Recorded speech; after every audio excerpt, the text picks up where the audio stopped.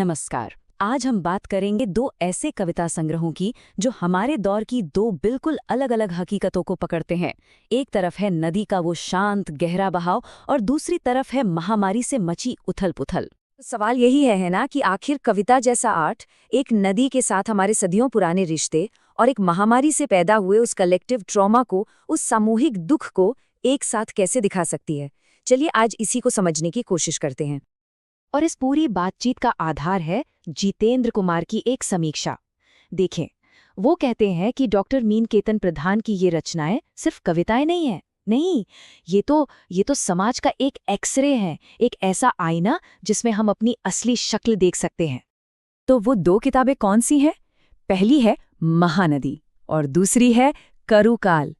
महानदी में हम एक नदी के बहाव के साथ संस्कृति, प्रकृति और पर्सनल यादों में उतरते चले जाते हैं। और फिर आता है करुकाल, जो एकदम से हमें उस दौर की कठोर सच्चाई के सामने लाकर खड़ा कर देता है जिसे हम सब ने जिया है। तो चलिए सबसे पहले बात करते हैं महानदी की। देखिए, ये सिर्फ एक नदी के बारे में नहीं है, ये इस बारे में है कि कैसे पानी का एक बहता हुआ जिस्म किसी की पहचान, किसी की संस्कृति और ना जाने कितनी यादों का एक पूरा सैलाब बन जाता है। कवि के लिए महानदी बस पानी का एक स्रोत नहीं है, बिल्कुल नहीं। वो कहते हैं ये तो हर सभ्यता की जान है, हमारी पहचान है। वो इसे अपनी मिट्टी की आत्मा की तरह देखते हैं, जिससे एक पूरी की पूरी संस्कृति जुड़ी हुई है। और कविता में नदी का जो वर्णन है ना, वो किसी ज्योग्राफी की किताब जैसा नहीं है। यहाँ नदी एक जीता जागता किरदार है, एक ऐसा किरदार जो मौसम के साथ अपना रंग रूप बदलता है। कभी पतली सी धारा तो कभी विनाशकारी बाढ़। वो जीवन देती भी है और जीने के लिए संघर्ष भी कराती है। वो लोगों की यादों को सहेजती है। मतलब ये सिर्फ नदी नहीं, ये वहाँ के लोगों की जिंदगी का एक अटूट हिस्सा है। और यहीं पर बात बहुत गहरी हो जाती है। कवि एक नदी के किनारे खड़े होके पूरी दुनिया के बारे में सोच रहे हैं। वो कह रहे हैं कि काश ये पूरी दुनिया एक घर परिवार जैसी होती, जहां वही अपनापन, वही संवेदनाएं होती जो हम अपनों के लिए महसूस करते हैं। मतलब एक छोटे से गांव से उठी एक कितनी बड़ी, कितनी यूनिवर्सल बात है ये। तो महानदी के उस शांत और गहरे पानी से निकलकर अब हम सीधे एक तूफान में उतरने वाले हैं, एक निजी दुनिया से निकलकर उस सामूहिक त्रासदी में जिसने हम सबको, पूरी दुनिया को झकझोर कर रख दिया था। जी हाँ, महामारी का दौर, जिसे कवि ने नाम दिया है करुकाल। अब ये जो नाम है करुकाल, ये अपने आप में बहुत कुछ कहता है। इसका मतलब सिर्फ दुख का योग नहीं है। समीक्षक बताते हैं कि इसमें 3 भाव छिपे हैं। करुणा भी है, करुता यानी कड़वाहट भी है, और उस दौर की कठोरता भी। मतलब कितना कॉम्प्लेक्स, कितना मिला जुला एहसास था वो। और देखिए, कवि इसे कितनी सीधी, कितनी चुभने वाली भाषा में कहते हैं। कोरोना का मचा हाहाकार, फूट पड़ी करुता, आया वो काल, काल बनकर। यहाँ कोई बनावट नहीं है, कोई लाग लपेट नहीं, ये उस दौर का कच्चा सच है। कवि साफ कह रहे हैं कि वो सिर्फ एक बुरा समय नहीं था, वो तो खुद मौत बनकर आया था। तो करुकाल सिर्फ वायरस की कहानी नहीं है, ये एक सोशल डॉक्यूमेंट है। ये बात करता है उस बेरोजगारी की, उस सोशल डिस्टेंसिंग से पैदा हुई खाई की। ये हिंदी दिवस जैसे दिखावटी समारोहों पर भी सवाल उठाता है। ये उस आम इंसान की तकलीफ की बात करता है जो आर्थिक तंगी से जूझ रहा था, और उन परिवारों के दर्द की जो काम के लिए पलायन की वजह से बिछड़ गए थे। मतलब उस दौर का हर पहलू इसमें दर्ज है। तो अब तक हमने देखा, एक तरफ एक नदी है, दूसरी तरफ एक महामारी, दो बिल्कुल अलग दुनियाएं। लेकिन जब हम दोनों संग्रहों को एक साथ देखते हैं ना, तो एक धागा इन्हें जोड़ता हुआ दिखाई देता है, और वो धागा है आम इंसान की आवाज। कवि का फोकस हमेशा उसी पर टिका रहता है। और इस आम इंसान में भी कवि की नज़रें सबसे ज्यादा टिकती हैं उस पर जिसे हम सब अक्सर अनदेखा कर देते हैं। वो जो समाज की नींव है, मजदूर, जो देश बनाते हैं, शहर बनाते हैं, लेकिन खुद हमेशा हाशिए पर ही रहते हैं। जरा इस एक लाइन की ताकत देखिए, जिनके पसीने की कीमत पानी बॉटल से कम है, क्योंकि इसका स्वाद नमकीन है। क्या कहने। ये लाइन लेबर चौक कविता से है, और ये हमें उस कड़वी हकीकत के मुंह पर मारती है जहां इंसान की मेहनत, उसके पसीने की कीमत बाजार में बिकने वाली एक पानी की बोतल से भी कम हो जाती है। फिर कवि एक और बहुत तीखा सवाल उठाते हैं। वो कहते हैं कि आदमी तब तक ही आदमी है जब तक वो काम का है। जितना ज्यादा काम का, उतना अच्छा। ये उस सिस्टम पर सीधी चोट है जो इंसान की कीमत उसकी प्रोडक्टिविटी, उसकी यूटिलिटी से आंकता है, खासकर जब वो गरीब हो या बूढ़ा हो रहा हो। और ये ऑब्जर्वेशन तो देखिए, किसी नेता के स्वागत में बजने वाली तालियों में कौन सी हथेलियां सबसे ज्यादा गूंजती हैं? कवि कहते हैं घिसी पिटी हथेलियां। क्यों? क्योंकि उन्हें उम्मीद होती है कि कुछ तो होगा जुगाड़। उनकी तालियों में सिर्फ स्वागत नहीं है, उसमें एक उम्मीद है और शायद एक बेबसी भी। अब जाहिर है आम इंसान की बात हो और सियासत की बात न हो, ये तो हो ही नहीं सकता। तो चलिए अब देखते हैं कि कवि की कलम जब सियासत और सत्ता पर चलती है तो क्या कुछ सामने आता है। कवि अपनी एक कविता का नाम ही कुरुक्षेत्र रखते हैं और वो कहते हैं ये वाला महाभारत 5 साल में आता। और इस महाभारत में कौन उतरता है? आदमी नुमा चेहरे और चेहरे नुमा आदमी। मतलब चुनाव के इस खेल में असली इंसान और उसके चेहरे पर लगा मुखौटा, दोनों में फर्क करना ही मुश्किल हो जाता है। लेकिन सत्ता में बैठे लोगों के लिए एक चेतावनी भी है। कवि याद दिलाते हैं, मगर मत भूलना इतिहास के पलटे पन्ने दोबारा ठीक ठीक पढ़े जाते हैं वक्त आने पर। मतलब आप पन्ने पलट सकते हैं, लेकिन इतिहास को मिटा नहीं सकते। जब वक्त आता है तो हर चीज का हिसाब होता है। और अब हम आते हैं उस हिस्से पर जो शायद सबसे ज्यादा सोचने पर मजबूर करता है। ये कवि की एक तरह से अंतिम चेतावनी है, भविष्य को लेकर। कविता की ये पंक्तियां एक बेचैनी छोड़ जाती हैं। नामुमकिन के करीब होंगी अनजान पीढ़ियां। आदमी दिखेगा वैसा ही, मगर रहेगा नहीं वैसा। जरा सोचिए इस पर। भविष्य में इंसान बाहर से तो हमारे जैसा ही दिखेगा, पर अंदर से वो वैसा नहीं रहेगा। तो सवाल ये है कि अगर इंसानियत अंदर से ही बदल गई तो फिर उस दिखने का क्या मतलब रह जाएगा। मीनकेतन प्रधान की काव्य कृति महानदी तथा करूं काल की समीक्षा, जितेंद्र कुमार द्वारा। समीक्षक का परिचय। जितेंद्र कुमार, जन्मतिथि 14 अगस्त 1988, शिक्षा MA हिंदी एवं Sanskrit B.Ed, JRF Hindi, net Sanskrit शोधार्थी, हिंदी वीर बहादुर सिंह पूर्वांचल विश्वविद्यालय जौनपुर उत्तर प्रदेश। संप्रति सहायक अध्यापक, सहायक प्रोफेसर हिंदी, राजकुमार इंटर कॉलेज भुजना चंदौली उत्तर प्रदेश। पुस्तकें 8 साझा संग्रहों में रचनाएं प्रकाशित, राष्ट्रीय अंतर्राष्ट्रीय शोध आलेखों, पत्र पत्रिकाओं, दूरदर्शन आकाशवाणी आदि में रचनाएं प्रकाशित प्रसारित। पुरस्कार सम्मान, कलम सृजक सम्मान, साहित्य प्रतिभा सम्मान, साहित्य सारथी सम्मान, शब्द शिल्पी सम्मान। यथार्थ जीवन को अभिव्यक्त करती महानदी तथा करूं काल काव्यकृतियाँ। समीक्षात्मक अध्ययन।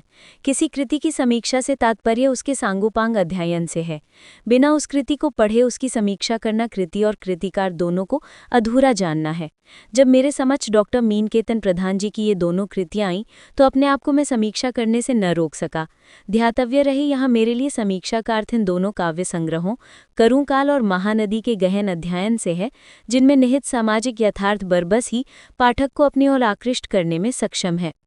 श्रेष्ठ कृति महानदी कवि की जन्मभूमि में प्रवाहमान महानदी के वर्णन से ओतप्रोत है, जिसमें कवि न केवल नदी को बचपन से देखता आया है, अपितु उसके साथ जीता भी चला गया है। नदी के साथ उसके संबंध मानवीय होते चले गए हैं। भूमिका में कवि स्वयं कहता है, मेरे पैतृक गांव लिप्ति को अपने मुहाने कर बैठा रखी है मातेश्वरी। हर 1-2 साल में तटवर्ती गांवों का हुलिया बिगाड़ती तो उन्हें गौरवान्वित भी करती है अपना आंचल पसार कर। पृष्ठ 15। कवि अपने अंचल में बहती हुई महानदी की प्रत्येक ऋतुओं में होने वाले परिवर्तनों को उजागर करते हुए कहता है कि गर्मी में तुम्हारी धार अत्यंत क्षीण हो जाती है और बारिश के दिनों में तुम्हारे दोनों किनारे पूरी तरह से भरकर बाढ़ का स्वरूप पैदा कर देते हैं। कवि उन दिनों को भी याद करता है जब बाढ़ आने पर कवि को कैसे सूरज के उगने तक का इंतजार करना पड़ा था। मंदिर से बंधी गई रस्सी के सहारे किस प्रकार लोग लटक लटक कर अपने जीवन को बचाने के लिए संघर्षरत थे। कवि अपनी उन पुराने दिनों की स्मृतियों में खो सा जाता है। कवि के लिए महानदी केवल एक सामान्य नदी नहीं, अपितु उसकी संस्कृति एवं सभ्यता है। इस संबंध में कवि के उद्गार देखें। हर सभ्यता संस्कृति की जान हो तुम, हमारी पहचान हो तुम, नदी महानदी हो तुम। पृष्ठ 29। महानदी काव्य संग्रह कवि मीनकेतन प्रधान जी की एक अमूल्य कृति है, जिसमें सन्निहित कविताएं न केवल कवि की अंतश्चेतना है, अपितु जनचेतना के स्वर की संवाहक भी हैं। ईश्वरीय सत्ता एवं सांसारिकता का बोध कराती हुई माँ 3 कविता में कवि कहते हैं, सभी यहाँ आते जाते चलता रहता चक्र, दुनिया में जन्म जन्मांतर। पृष्ठ 35। कवि जन सामान्य तक विकास की पहुंच को अपने तरीके से देखता है। वह चाहता है कि विकास में समग्रता का वास हो। वह कहता है कि बात ठीक है देश के विकास की, बशर्ते हो विकास संभावनाओं को हजम किए बिना। पृष्ठ 52।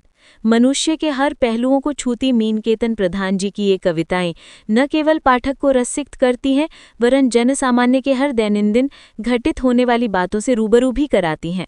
ये कविताएं न केवल जीवन की सच्ची तस्वीर खींचती हैं, बल्कि उनको शब्द चित्रों के माध्यम से पूर्ण करती भी दिखाई देती हैं। कवि ने अपनी इन कविताओं के माध्यम से मानो अपने मानस पटल का प्रतिबिंब ही लेखनी के माध्यम से उकेर रखा है। कितनी सुंदर पंक्तियां हैं। बेहतर होता है एक दुनिया में होती सारी दुनिया वही संवेदनाएं जो छूती हैं घर परिवार में एक दूसरे को। पृष्ठ 53। कवि ने मनुष्य को जीना ही नहीं वरन जीने के सार्थक तरीके भी सुझाए हैं।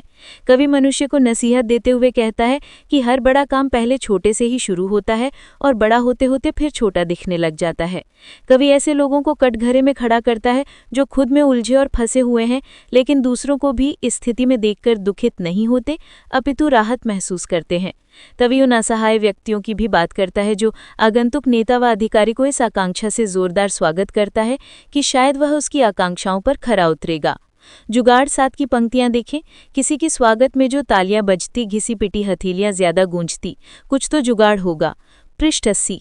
कवि मनुष्य को आगाह करते हुए मन माफिक कविता में कहता है, मगर मत भूलना, इतिहास के पलटे पन्ने दोबारा ठीक ठीक पढ़े जाते हैं वक्त आने पर। पृष्ठ 99। राजनीतिक दलों का चुनाव के वक्त दो मुहे बर्ताव और तात्कालिक परिस्थिति का वर्णन करते हुए कवि डॉक्टर मीनकेतन प्रधान जी अपनी एक कविता कुरुक्षेत्र में लिखते हैं, ये वाला महाभारत 5 साल में आता, फिर निकलते दल बल वाले आदमी नुमा चेहरे और चेहरे नुमा आदमी अपने अपने कुनबों से। पृष्ठ 1 से 4। कवि ने अपने इस संग्रह में समाज के पिछड़े, अति पिछड़े कामगार मजदूरों की दारुण दशा का जो चित्रण किया है वो अप्रतिम है। कवि ने अपनी कविता लेबर चौक में समाज के उस वंचित वर्ग की आवाज़ को उठाया है जिसके जिम्मे देश के धनी कहे जाने वाले लोगों की जमात खड़ी है। ये वंचित वर्ग समाज के उन लोगों के मकान की नींव से लेकर शीर्ष तक के निर्माण में योगदान करता है, लेकिन इनके पसीने की कीमत एक बोतल पानी से भी कम है। कवि की इन प्रेरक पंक्तियों को देखें। बोझ उठाते ये मजदूर, ऐसे किसान जिनके पसीने की कीमत पानी बोतल से कम है, क्योंकि इसका स्वाद नमकीन है। पृष्ठ 115। सरसी छंद का पारंपरिक विधान करते हुए लेखक कुरीरी 3 शीर्षक कविता में महानदी, जिसका प्राचीन नाम चित्रोत्पला है, का सानिध्य हर जन्म में चाहता है। वो ये अभिलाषा करता है कि महानदी के इस आंचल में छिप जाऊं हर बार, हमेशा मिले यही किनारा, यही है स्वर्ग द्वार। पृष्ठ 144। इसी प्रकार कवि की एक अन्य अप्रतिम काव्यकृति भी है, करुकाल, जिसमें कुल 57 कविताएं हैं। जैसा कि नाम से स्पष्ट है, कवि के इस संग्रह के नाम के पीछे एक स्पष्ट उद्देश्य निहित है। करुकाल अर्थात करुणा, करुता और कड़वाहट जैसे भावों की अनुभूति कराने वाला काल। ये वही काल है जब पूरे विश्व में कोरोना महामारी फैली हुई थी। पूरा विश्व समाज कोरोना से उपजे कारुणिक भावों से घिरा हुआ था। ऐसे उस काल की दारुण परिस्थितियों का वर्णन करते हुए कवि ने अपने इस काव्य संग्रह की भूमिका में लिखा है, पूरे विश्व समाज में कोरोना से उपजे कारुणिक भावों की रचनाओं को प्राचीन भारतीय वेद पुराणों, अन्यान्य ग्रंथों, लोक श्रुति से लेकर कोरोना वायरस कोविड-19 की उत्पत्ति के वैज्ञानिक सिद्धांतों तक के विश्लेषण में अनेक दृष्टि से करुकाल तथा संदर्भित काव्य रचना को करु कविता नाम से प्रतिष्ठापित करना उपयुक्त लगता है। पृष्ठ 21। कवि ने कोरोना काल की उन विशद परिस्थितियों का वर्णन किया है जिसे स्मृति में लाते ही मन दुख की उस अतिशय अवस्था में पहुंच जाता है जहां से लौटना उसके लिए मुश्किल जान पड़ता है। सदी की सबसे बड़ी त्रासदी को झेलता हुआ ये मानव समाज करुकालीन परिस्थितियों के आगे बेबस और लाचार नजर आता है। औद्योगिक बेरोजगारी और सामाजिक दूरी ने मनुष्य और मनुष्य के बीच जो गहरी खाई खोदी, उसे जनमानस आज तक नहीं भूल सका है। इन्हीं विषम परिस्थितियों का दस्तावेज है ये काव्य संग्रह करुकाल। निश्चय ही कवि ने तात्कालिक परिवेश का जो चित्र खींचा है वो अप्रतिम है। मनुष्य के बीच की खाई को दर्शाती, रूबरू कराती, तात्कालिक जीवन वृत्त के दर्शन कराती ये कविताएं जनमानस के प्रतिबिंब ही हैं। कवि परिस्थितिजन्य वातावरण का चित्र खींचते हुए कहता है, कोरोना का मचा हाहाकार, फूट पड़ी करुता, आया वो काल काल बनकर। पृष्ठ 46। इस काव्य संग्रह में केवल कोरोना काल की ही नहीं अपितु उसके बाद के भी वातावरण को कवि ने स्थान दिया है। तात्कालिक परिस्थिति एवं वर्तमान परिस्थिति का बेजोड़ संगम है ये काव्य संग्रह। करुकाल से तात्पर्य केवल कोरोना काल ही नहीं अपितु कटुता कड़वाहट से भरे हर उस परिस्थिति से है जो मानव को झकझोर कर रख रही है। सीमा पार के देशों की तख्ता पलट की घटनाएं भी करुकाल की कविताओं के वर्ण्य विषय हैं। हिंदी दिवस के दिन जो ढकोसले होते हैं उसको भी कवि ने अपने संग्रह में स्थान दिया है। सचमुच क्या हिंदी दिवस केवल 14 सितंबर तक ही मनाया जाने वाला दिवस है? अरे ये तो हिंदी दिवस का अपमान ही हुआ, क्योंकि केवल इसी दिन के लिए ही बधाइयाँ दे देने मात्र से इसके प्रचार प्रसार का मार्ग प्रशस्त नहीं होगा। इसके लिए तो हर दिन हिंदी दिवस के समान होना चाहिए और हर दिन इसके प्रचार प्रसार की बात होनी चाहिए। कवि ने इस पर ध्यान आकृष्ट करते हुए लिखा है, हिंदी दिवस बीता मनाया गया, जगह जगह गुणगान हुआ, व्याख्यान हुए, दी गई बधाइयाँ और शुभकामनाएं। पृष्ठ 68। कवि ने मनुष्य की उस दीन अवस्था का भी वर्णन किया है जब गरीबी के कारण वो असमय बूढ़ा हो जाता है। उसके अंग प्रत्यंग दिनों दिन कमज़ोर होते चले जाते हैं और वो काम करने के लायक नहीं बचता। कंपनी अथवा मिल मालिकों द्वारा इसलिए निकाल दिया जाता है कि वो अब किसी काम लायक नहीं बचा। पिता के लिए 7 शीर्षक में उद्धृत कवि की ये शानदार पंक्तियां देखें। इस जमाने में आदमी काम का रहने तक ही आदमी होता, जितना ज़्यादा काम आता उतना ही अच्छा। पृष्ठ 106। आर्थिक ज़रूरतों को पूरी करने हेतु घर में बूढ़े माँ बाप को छोड़कर प्रवास में रहने वाले पुत्र और उसकी अनुपस्थिति में उसको पल पल याद करते हुए पिता की मनस्थिति का जो भावुक वर्णन इस संग्रह में मिलता है वो अन्यत्र दुर्लभ है। पिता के लिए 16 शीर्षक में कवि ने लिखा है, चाहत रही होगी पिता की दुनिया छोड़ने से पहले नातियों को देखने की। पृष्ठ 121। इस प्रकार समग्र रूप से कहा जाए तो डॉक्टर मीनकेतन प्रधान की ये कविताएं केवल उनकी मनस्थिति से निकली सामान्य भावभूमि नहीं अपितु जनमानस की गहरी आवाज़ है। ये केवल वैयक्तिक नहीं अपितु समष्टि अंतश्चेतना की प्रतिछाया है। काव्य संग्रहों महानदी और करुकाल की प्रत्येक कविताएं साहित्य की एक एक मणियां हैं जो अपनी आभा से साहित्य जगत को प्रकाशित करती हुई उसको सनाथ कर रही हैं। अंत में कवि की एक भावी भविष्यवाणी मनुष्य को आगाह कर रही है, नामुमकिन के करीब होंगी अनजान पीढ़ियां, आदमी दिखेगा वैसा ही मगर रहेगा नहीं वैसा। पृष्ठ 133-134। स्वागत है। आज हम जितेंद्र कुमार जी की लिखी एक साहित्यिक समीक्षा पर बात करने वाले हैं। जी। ये समीक्षा डॉक्टर मीनकेतन प्रधान के 2 नए काव्य संग्रहों पर है, महानदी और करुकाल। हाल ही भी आए हैं ये दोनों संग्रह। बिल्कुल। तो हमारा मकसद है कि इस समीक्षा के जरिए समझें कि समीक्षक को इन कविताओं में क्या खास लगा, मतलब वो क्यों इन्हें इतनी अहम मान रहे हैं और ये कविताएं हमारे आज के समय के बारे में क्या कहती हैं। तो चलिए जितेंद्र कुमार के विश्लेषण के साथ इन कविताओं की दुनिया में थोड़ा और गहरा उतरते हैं। बिल्कुल। और जितेंद्र कुमार की ये समीक्षा, जैसा आपने कहा, ये सिर्फ कविताओं का कोई सार या समरी नहीं देती। अच्छा। बल्कि वो ये बताते हैं कि कैसे ये कविताएं कवि के निजी अनुभवों से कहीं आगे बढ़कर एक बड़े सामाजिक यथार्थ को और एक तरह से कहें तो जन चेतना को सामने लाती हैं। समीक्षा पढ़कर लगता है कि कुमार जी ने इन संग्रहों को काफी बारीकी से पढ़ाया समझाया और उनका जो विश्लेषण है वो हमें डॉक्टर प्रधान की जो काव्य दृष्टि है उसे समझने में काफी मदद करेगा। तो फिर शुरुआत करते हैं पहले संग्रह महानदी से। समीक्षा का एक जो मुख्य बिंदु मुझे लगा वो ये है कि पूरा संग्रह कवि की जन्मभूमि ओडिशा में बहने वाली नदी महानदी के आसपास बुना गया है। जी बिल्कुल। और ऐसा नहीं कि बस नदी का जिक्र है, समीक्षक को लगता है कि कवि का नदी के साथ एक बहुत ही जीता जागता गहरा रिश्ता है। हाँ, और ये रिश्ता कितना व्यक्तिगत है ये कवि की भूमिका के उस हिस्से से पता चलता है जिसे समीक्षक ने कोट किया है। हाँ, मैंने भी पढ़ा वो। कवि लिखते हैं, मेरे पैतृक गांव लिप्ति को अपने मुहाने पर बैठा रखी है मातेश्वरी। मातेश्वरी। हाँ, ये मातेश्वरी शब्द ही देखिए, ये बताता है कि नदी उनके लिए सिर्फ एक ज्योग्राफिकल एंटिटी नहीं है, वो माँ जैसी है, उनकी पहचान का एक अटूट हिस्सा है। सही बात है। समीक्षा में एक कविता का जिक्र भी है जो इसी भाव को और पुख्ता करती है। पंक्तियां हैं, हर सभ्यता संस्कृति की जान हो तुम, हमारी पहचान हो तुम, नदी महानदी हो तुम। वाह, मतलब नदी सीधे संस्कृति और पहचान के केंद्र में है। बिल्कुल। समीक्षा इस बात पर भी ध्यान दिलाती है कि कवि ने नदी के सिर्फ एक रूप को नहीं देखा, उसके बदलते हुए मिजाज को भी कविताओं में उतारा है। जैसे गर्मी में धारा पतली हो जाती है, हाँ, सिकुड़ जाती है, और बारिश में फिर उफनती हुई बाढ़।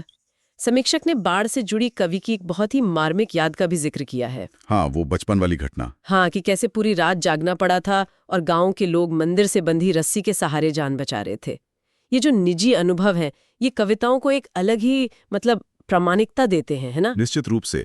और ये अनुभव सिर्फ आबीती बनकर नहीं रह जाते, वो उस पूरे नदी किनारे के जीवन के संघर्ष का एक तरह से प्रतीक बन जाते हैं। और जैसा कि समीक्षा बताती है, ये कविताएं सिर्फ नदी के बारे में ही नहीं। कुमार जी का मानना है कि ये कविताएं एक व्यापक जनचेतना की वाहक हैं।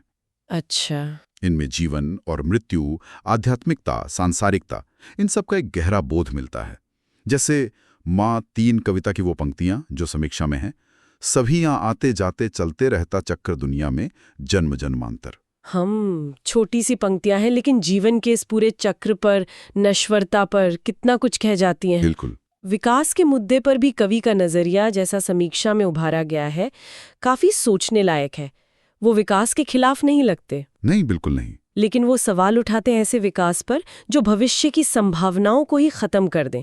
वो पंक्तियां देखिए, बात ठीक है देश के विकास की, बशर्ते हो विकास संभावनाओं को हजम किए बिना। ये बहुत महत्वपूर्ण पंक्तियां हैं। आज जिस तरह के डेवलपमेंट मॉडल पर बहस चल रही है, उसके संदर्भ में तो ये और भी प्रासंगिक हो जाती हैं। सही कहा। बिल्कुल। समीक्षक इस बात पर खास जोर देते हैं कि ये कविताएं कोरी कल्पना नहीं है, बल्कि जिंदगी की सच्ची तस्वीरें हैं। रोजमर्रा की घटनाएं, इंसानी रिश्ते, समाज की विडंबनाएं, सब कुछ है इनमें।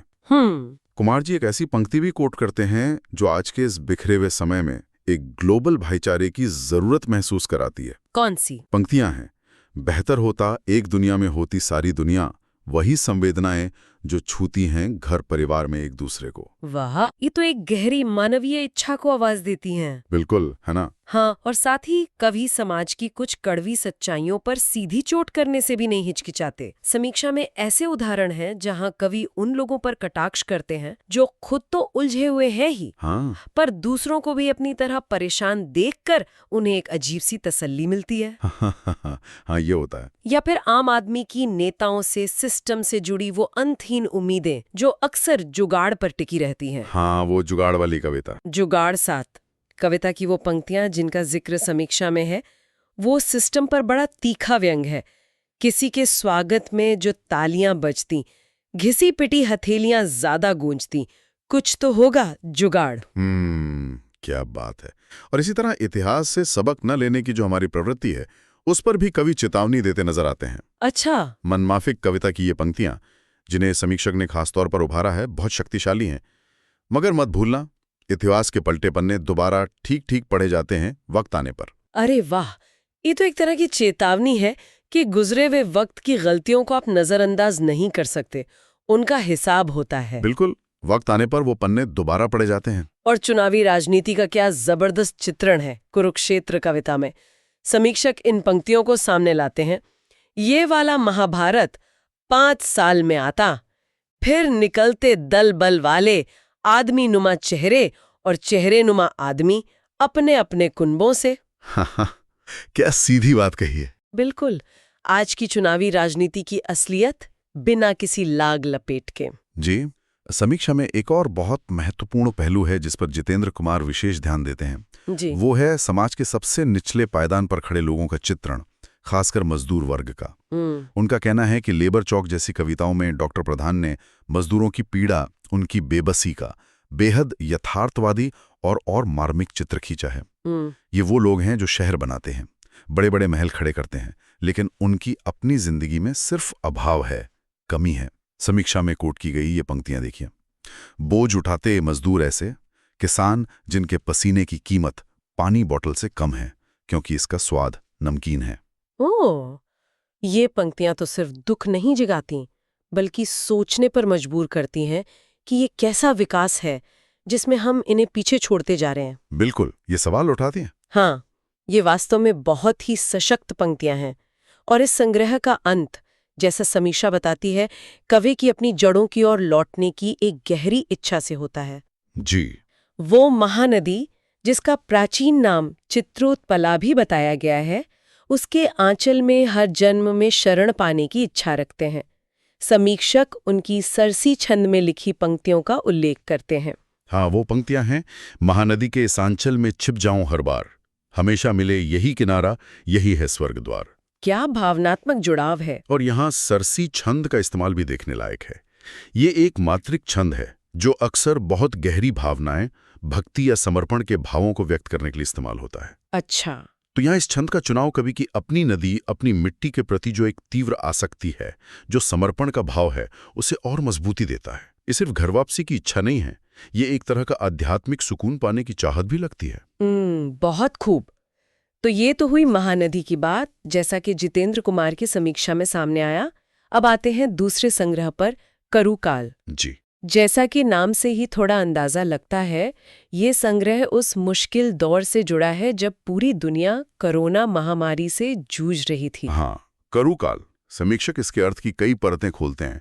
करुणा का काल, करुता यानी पीड़ा का काल, और कड़वाहट का काल। तीनों ही भाव उस दौर में थे। बिल्कुल। जितेंद्र कुमार बताते हैं कि कवि ने संग्रह की भूमिका में इस नाम को बहुत बड़ा संदर्भ दिया है। मतलब प्राचीन भारतीय ग्रंथों में जो काल की अवधारणा है, उससे लेकर लोक कथाओं और यहाँ तक कि कोरोना वायरस की उत्पत्ति से जुड़े जो वैज्ञानिक सिद्धांत हैं, उन तक। अच्छा, काफी व्यापक फलक पे देखा है इसे। हाँ, कुमार के अनुसार कवि ने इस दौर को करु काल और इससे जन्मी कविताओं को करु कविता कहना बिल्कुल सही समझा है।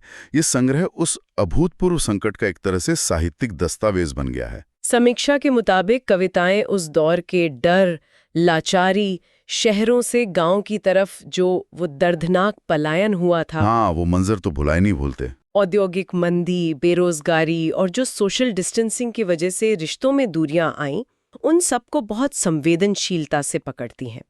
उस वक्त का जो माहौल था, उसे कवि की ये पंक्तियां जैसे जिंदा कर देती हैं। कोरोना का मचा हाहाकार, फूट पड़ी करुता आया, वह काल काल बनकर। लेकिन यहाँ एक बहुत जरूरी बात है जिसे समीक्षक रेखांकित करते हैं। क्या? कि ये संग्रह सिर्फ कोरोना महामारी के दस्तावेजीकरण तक ही सीमित नहीं है। इसका दायरा उससे कहीं ज्यादा बड़ा है। अच्छा, कैसे? कुमार के विश्लेषण के अनुसार करु काल उन सभी स्थितियों का प्रतीक बन जाता है जहां जीवन में कड़वाहट आती है, पीड़ा आती है या कोई बड़ा संकट आता है। चाहे वो कोरोना के बाद का बदलता हुआ सामाजिक माहौल हो या फिर अंतर्राष्ट्रीय स्तर पर जो उथल पुथल होती है, जैसे पड़ोसी देशों में तख्ता पलट हुए। हाँ, वो भी एक तरह का संकट काल ही है। बिल्कुल। तो करु काल एक खास समय का नाम होते हुए भी एक तरह से देखा जाए तो एक यूनिवर्सल मानवीय पीड़ा का रूपक बन जाता है। समझ गई। और इस संग्रह में भी कवि सामाजिक विडंबनाओं पर टिप्पणी करने से चूके नहीं है। जैसे हिंदी दिवस पर जो आयोजन होते हैं, जो दिखावा होता है, उस पर उनका कटाक्ष। हाँ, समीक्षक ने उस ओर ध्यान खींचा है। वो पंक्तियां सामने रखते हैं। हिंदी दिवस बीता मनाया गया, जगह जगह गुणगान हुआ, दी गई बधाइयां और शुभकामनाएं। और इसके पीछे जो दर्द है और जिसे समीक्षक भी महसूस करते लगते हैं, वो ये है कि भाषा का विकास ऐसे एक दिन के कार्यक्रम से नहीं होता। सही बात है। वो तो रोजमर्रा के जीवन में उसके सहज इस्तेमाल और सम्मान से होता है। बिल्कुल बिल्कुल। और जीवन की एक और कठोर सच्चाई जो उम्र बढ़ने के साथ अक्सर सामने आती है कि इंसान की उपयोगिता जब कम होने लगती है तो समाज का नजरिया कैसे बदलता है। हाँ, ये तो है। पिता के लिए साथ शीर्षक कविता की ये पंक्तियां जिन्हें समीक्षक ने कोट किया है, बहुत चुभती हैं। इस जमाने में आदमी काम का रहने तक आदमी होता, जितना ज्यादा काम आता उतना ही अच्छा। ओह, ये तो आधुनिक समाज में व्यक्ति के मूल्य को उसकी यूटिलिटी से जोड़ने की जो प्रवृत्ति है, उस पर सीधी टिप्पणी है। बिल्कुल, सीधी टिप्पणी। इसी तरह वो प्रवासी जीवन की त्रासदी का भी एक बेहद मार्मिक चित्र समीक्षा में उभारा गया है। हाँ, पिता और बेटे वाला। हाँ, पिता के लिए 16 शीर्षक कविता का जिक्र करते हुए समीक्षक बताते हैं कि कैसे रोजगार के लिए परदेश गए बेटे के पीछे घर पर अकेले रह गए पिता की मनस्थिति को कवि ने दिखाया है। पिता की अपने पोते पोतियों को देखने की एक अधूरी इच्छा जो शायद पूरी नहीं हो पाती। वो पंक्तियां, चाहत रही होगी पिता की दुनिया छोड़ने से पहले नातियों को देखने की। ये सिर्फ एक पिता की कहानी नहीं लगती, ये आज के दौर में परिवारों के बिखरने, दूरियों और अधूरी हसरतों का प्रतिबिंब है। बहुत सही कहा आपने। ये आज के समय की सच्चाई है। तो इन दोनों संग्रहों महानदी और करुकाल, इनका विश्लेषण करते हुए जितेंद्र कुमार अपने निष्कर्ष पर पहुंचते हैं। क्या है उनका निष्कर्ष? उनका जो केंद्रीय तर्क है वो ये है कि डॉक्टर मीनकेतन प्रधान की कविताएं सिर्फ उनकी व्यक्तिगत भावनाएं या अनुभव नहीं हैं, वो उससे कहीं आगे जाकर हमारे समय के आम लोगों की आवाज बनती हैं। उनकी चिंताएं, उनके संघर्ष, उनकी उम्मीदें उनको वाणी देती हैं। कुमार के शब्दों में कहें तो ये कविताएं वैयक्तिक न होकर समष्टि यानी कि सामूहिक अंतश्चेतना का प्रतिबिंब है। वाह, ये तो बहुत बड़ी बात है जी। और समीक्षक इन कविताओं को काफी ऊंचा दर्जा देते हैं। वो कहते हैं कि दोनों संग्रहों की हर कविता साहित्य के लिए एक मणि जैसी है। हाँ, मणि कहा है उन्होंने, जो अपनी अनूठी चमक से हिंदी साहित्य को और समृद्ध कर रही है। ये वाकई डॉक्टर प्रधान की काव्य प्रतिभा को एक बड़ी स्वीकृति है समीक्षक की ओर से। बिल्कुल। तो आज हमने जितेंद्र कुमार की समीक्षा के आईने में डॉक्टर मीनकेतन प्रधान के 2 काव्य संग्रहों महानदी और करुकाल को समझने की कोशिश की। जी। एक तरफ महानदी है जो हमें प्रकृति, अपनी जड़ों, संस्कृति, सामाजिक यथार्थ और मानवीय रिश्तों की गहरी और जटिल दुनिया में ले जाती है।